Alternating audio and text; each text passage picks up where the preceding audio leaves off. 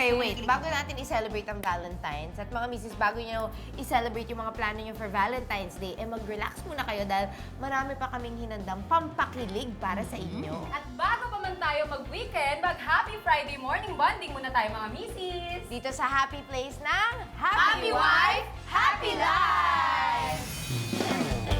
Bilang Happy Mrs. Chef, magluluto tayo ng mga putahing patok na patok sa panlasa ni Mister, mga anak natin, buong pamilya at mga kaibigan natin. Oh, happy place!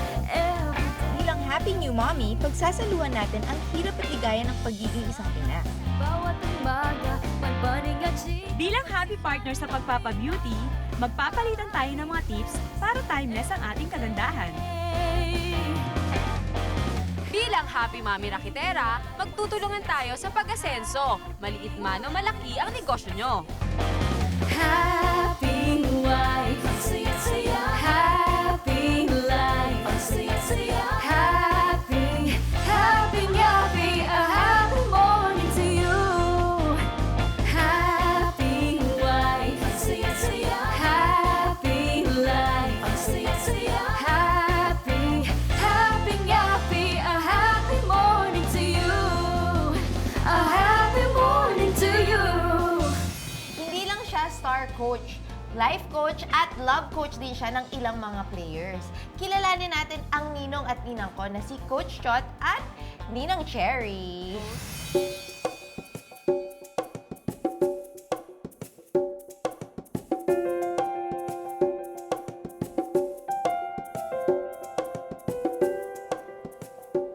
Happy morning! Ako po si Cherry Reyes, ang happy wife ng Super Coach Chot Reyes. At ako si Chot Reyes, ang happy husband ni super duper duper wife, Cherry Reyes.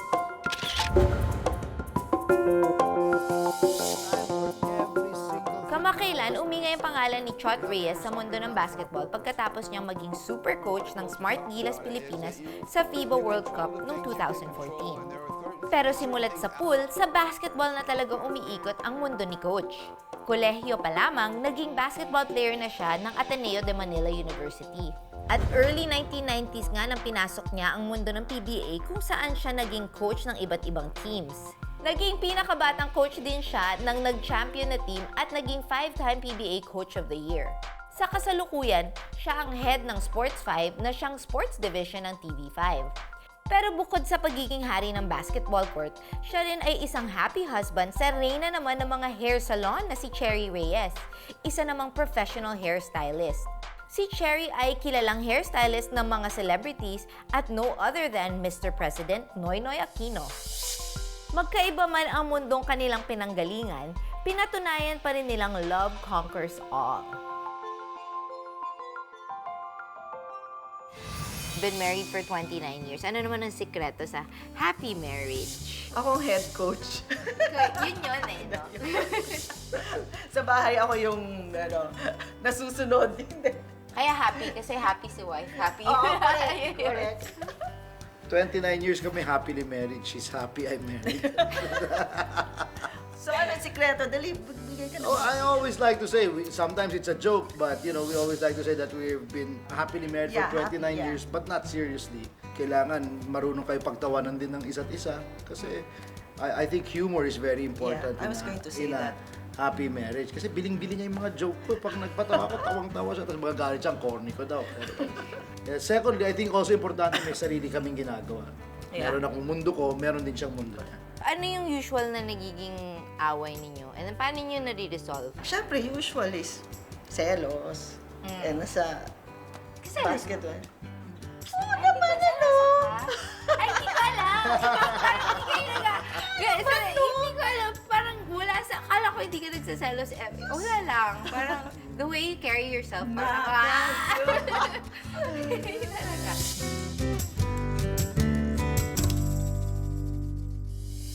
Ito na yung the question. Paano ka happy wife kay Coach? Of course, I take care of his needs. Yung needs ko, he takes care of my needs. So I have to be happy, both. You know, para yung relationship namin, happy din. Sa akin, simple lang. Para maging happy siya, bibigyan ko lang siyang pera. Yun yung next question kay Coach. Paano mo naman siya ginagawang happy or happy. Ganun talaga, pa shopping. Excuse me. Ng magandang shoes. Okay, happy na yan. Shopping. Ay, ikaw, paano ka? Happy husband?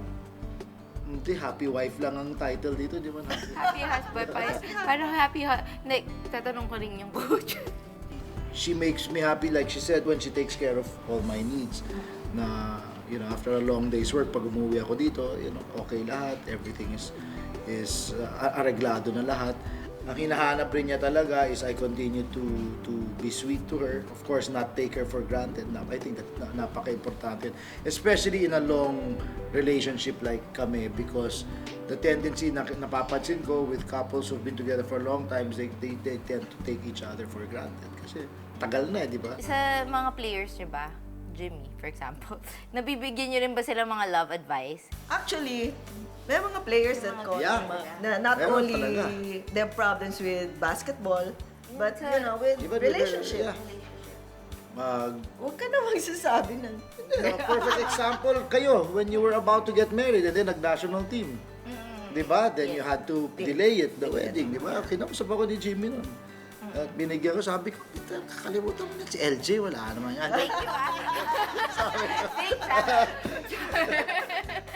Sabi ko, syempre, that's part of it eh. You know naman me as a more than a coach to my players, ang relationship namin napakalalim talaga, di ba? It's not really on the basketball court only, and to be a happy husband or happy coach, you have to have a happy team, happy players. How are you as happy parents? We make sure kasi every Sunday, you know, we eat together. Palagi nila ako niloloko or inaasar. We're really a happy family. Parang Mag-jokes nga sila talaga. Oh, parang magbabarkada lang Oo, kayo. but kasi rin naman yung age gap, hindi rin Siya ang naman favorite masyado malayo. pinagtitripan So ng ako mga palagi bata. nila pinagtatawanan or something ganyan. Again, it's not been perfect. You know that we've had our challenges also with our kids.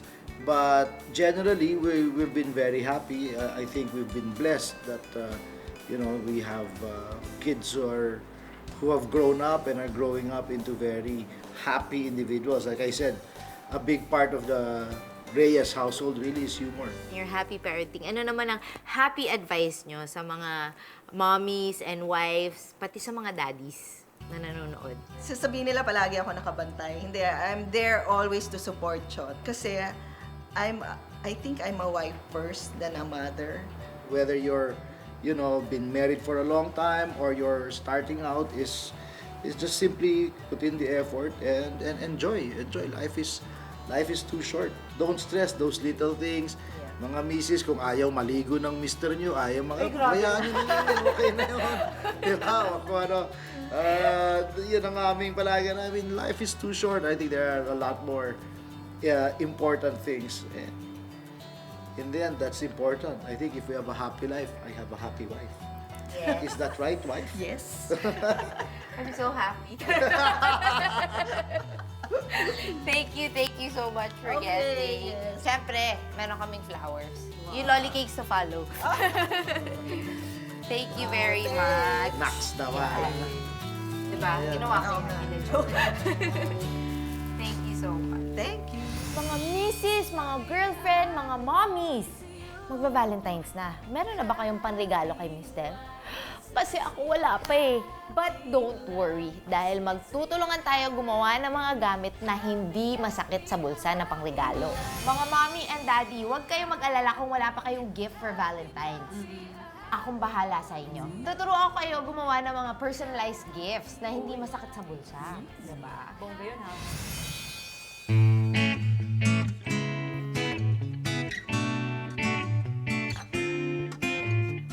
Ano kaya mariregalo ko kay Jimmy?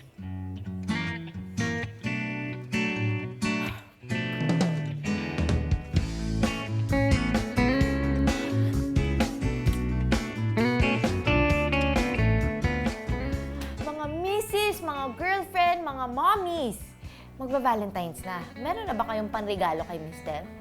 Kasi ako wala pa eh. But don't worry, dahil magtutulungan tayo gumawa ng mga gamit na hindi masakit sa bulsa na pangregalo. Actually, gagamitin lang natin yung mga gamit na mahanap sa bahay. This is it, mga missis! Para tulungan tayo sa ating do-it-yourself project, makakasama natin si Miss Myra Logro, isang fabric crafting expert. Pag sa fabric crafting, instead of doing clothes or dresses, we do crafts, ng mga artworks na gawa naman sa mga tela.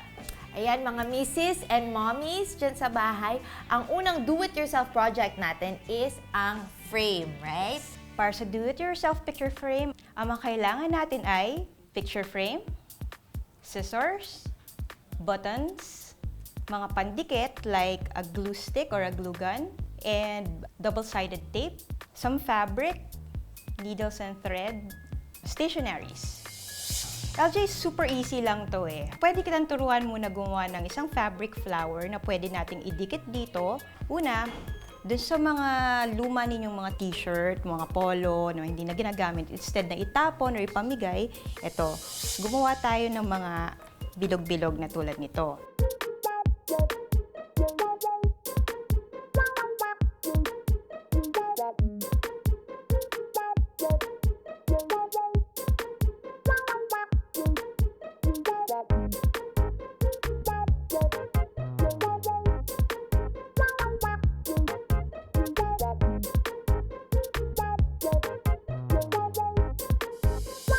Pagkatapos natin gawin yung flower, lalagyan naman natin siya ng embellishment.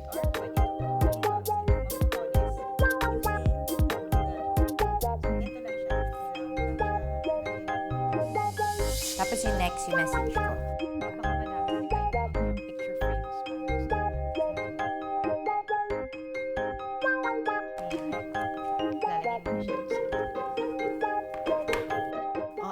Tapos na yung ating do-it-yourself picture frame. O, di ba mga mommies, meron ng picture, meron na ring message. So, pwede nyo na ring Valentine's card yan. Mga mommies, ang picture frame na ginawa na natin ay libre lang. Wala tayong ginastos dahil lahat naman ng mga gamit ay makikita natin lahat sa bahay. Ngayon naman, itong ituturo namin ay para kay Mister. Kaya ito, ituturo ni Miss Myra sa atin kung paano gumawa ng teddy hugs. Ang mga kailangan nating materials para sa teddy hugs ay lumang towels, fiber fill, kailangan din natin ng scissors, pattern ng teddy bear, needle and thread. Simulan na natin. Okay. Una natin gagawin is, itong pattern na to, iti-trace natin dun sa lumang towel. So, LJ, trace muna natin. Ngayon, nakapag-trace ka na, gugupitin na natin.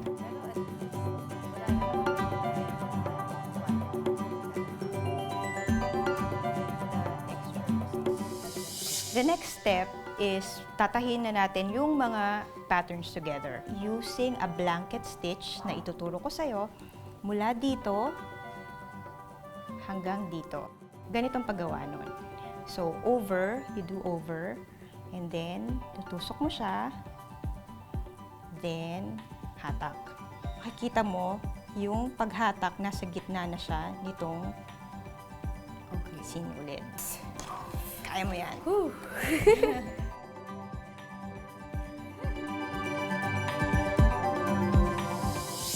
Next step natin dito, pag nabuo na natin siya, lalagay na natin yung palaman or yung fiber fill. After natin lagyan ng filling, i-close naman natin tong part na to. Ang pinakahuling step natin sa teddy bear na to ay lalagyan natin ng mga eyes, ng mata, ng nose, at lalagyan ko ng heart dahil Valentine's. Perfect. Yes. O, ayan mga misses at mga mister, meron na kayong pangregalo para sa inyong mga lovey-doves. Kaya wala nang excuse na wag mag-gift, ha? Thank you, Miss Myra, for teaching us. And sana mga mommies, wifeys, and of course, yung mga mister, gawin nyo rin to sa bahay ninyo.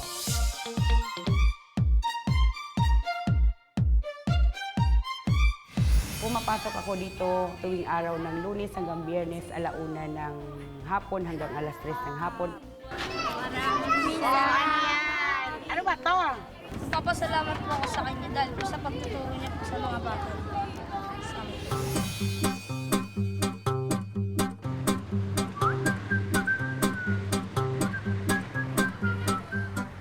Ako si Teacher Fay Matuliano Lustanias. pumapasok ako dito tuwing araw ng Lunes hanggang Biyernes, alauna ng hapon hanggang alas 3 ng hapon.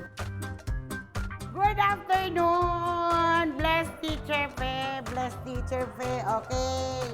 Yan ay isa sa amin din mga estudyante ngayon. Alea, halika, welcome ka na, anak. Anak, very good. Bless you, anak. Nanay, thank you. Welcome kayo sa Kabayani Community Center. Gawain. Ilabas ninyo ang inyong color. Dito mo makikita na malaki ang development nila, na mabilis silang matutong makasulat. At higit sa lahat, alam nila kung ano yung colors na ginagamit nila kaagad. Happy kami na nandiyan si Teacher Pe, nagagabay sa mga anak namin, tsaka hindi lang sa anak, pati sa amin. Para sa akin, magaling siyang teacher kasi kahit na mahirap turuan yung mga bata, kayang-kaya niyang i-handle. Isang gurong mapagmahal, isang gurong matyaga magturo sa kanyang mga estudyante, tsaka wala siyang hinihinging kapalit.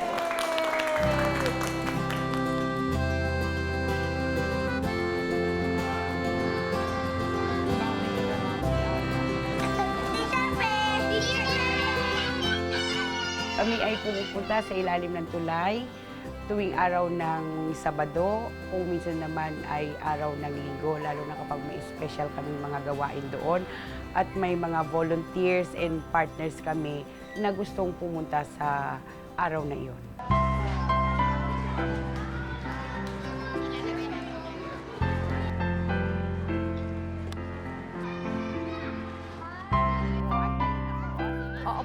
Upo muna doon, upo muna. Oo, upo muna anak ha. Sige, upo muna. Bababa muna ako, makikita mo talaga na kailangan talaga yung pagtsatsaga at pagsisikap na matulungan yung mga bata na ito na nasa ilalim nito. Ang paalala ni Teacher Pe palagi, huwag kalimutang maghugas ng kamay bago at pagkatapos kumain.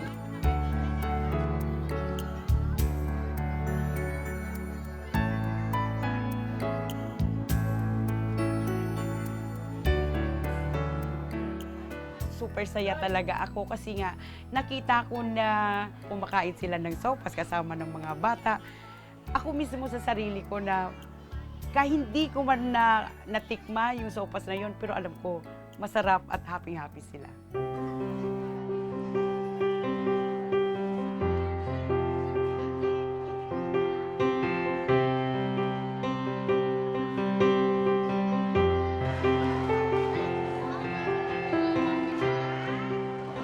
Sa pagkakakilala ko kay Mang Te, talagang may malasakit siya sa mga bata. Halos tinuturo niya na talagang kanyang tunay ng anak ang mga bata. Ginagastusan nga niya kahit sarili niyang pera ang mga school supply dun sa mga bata. Kasi mapagmahal siya, talagang matulungin siya. Minsan gusto namin maging masaya si Teacher Pe para matulungan siya na mabigyan ng bagong mga school supplies ng mga bata, tapos yung mga pagkain na kahit na yung may magkaano sa kanya, tutulong sa kanya.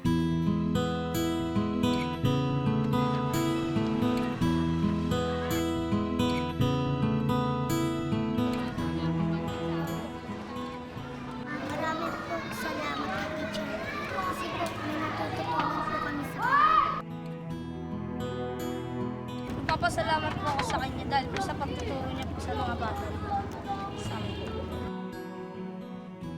Maraming salamat po, Teacher Fe, sa pagtuturo po sa amin ng magandang asal at sa pagdisiplina.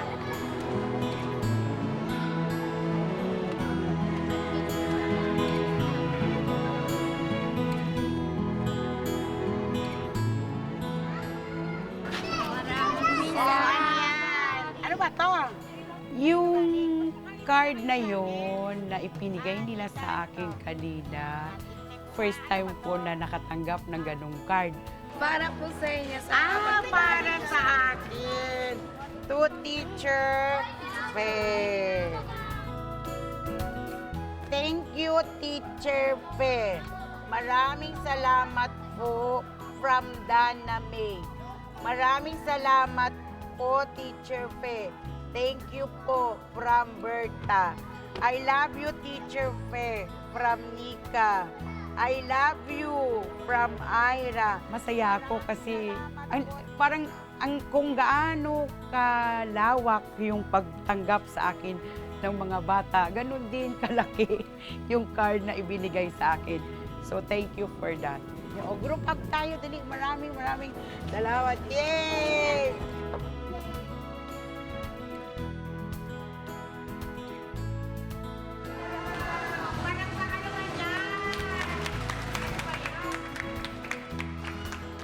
Sa totoo lang, ang pagbigay ng Crayola, isang bagay na ito na malaki ang maitulong sa bata. Kasi yung pagbili lamang ng Crayola, mahal na yun eh. Yung what more kung meron pang papel, may lapis pa. Hindi mo maarok yung ligaya ng bata na bigyan siya ng coloring book na may kasama pang Crayola.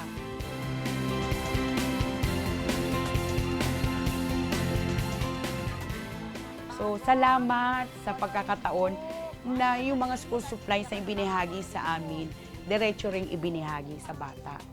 Thank you. Bye-bye! Thank you, thank you, thank you, thank you, thank you. Happy day before Valentine's Day, mga misis! Ready na ba kayo for the big day tomorrow? Natapos na namin ang mga date namin. Naku, sana naman kasing saya ng mga date namin, ang mga date nyo. True lalo kayo dyan, kaya naman sana nakakuha kayo ng mga idea sa mga date na ipinakita namin sa inyo. Mga misis, ang pagde-date hindi kailangan mahal ha. Basta masaya kayo mag-asawa, okay na. Kaya nga naman, i-share nyo sa aming Facebook, Instagram at Twitter yung mga date nyo i-post nyo dyan. And mas masaya talaga ang morning pag tayo magkakabonding. Ito ang ultimate happy place para Happy wife, happy life! Oo, inaamin ko. Maghanap ka ng puno sa lahat ng... Bakit tatawa? Serious tayo. Maghanap ka na ng puno sa buong mundo. Saging lang ang may puso.